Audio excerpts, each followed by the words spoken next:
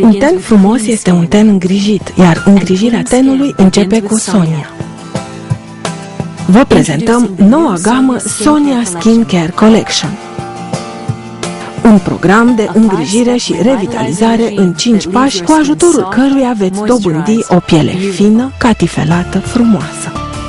Curățare. Mai întâi Aloe Purifying Cleanser. Îndepărtează delicat machiajul și impuritățile fără a usca tenul. Bogat în aloe și extracte din fructe, acest demachiant din ingrediente naturale lasă pielea curată și proaspătă.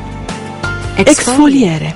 Curățare în profunzime și exfoliere fără iritarea tenului. Noul Aloe Deep Cleansing Exfoliator este o alternativă delicată de exfoliere a tenului.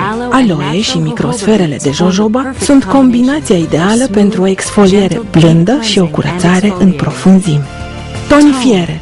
Un ten curat are nevoie de tonifiere și hidratare. Aloe Refreshing Toner împrospătează și hidratează tenul datorită conținutului său în extracte de ceai alb, castravete și aloe. Nu conține alcool și nu irită tenul. Hidratare și revitalizare pentru o piele superbă. Hrănire. Un ten bine îngrijit își păstrează aspectul tânăr. Noul Aloe Nourishing Serum cu extract de ceai alb reface și păstrează hidratarea naturală a tenului. Formula sa delicată menține tenul tânăr și sănătos. Echilibrare.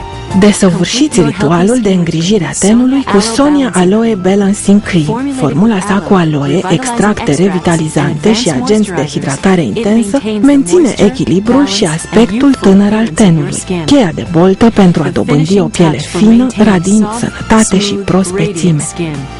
Stilul actual de viață își pune amprenta asupra tenului.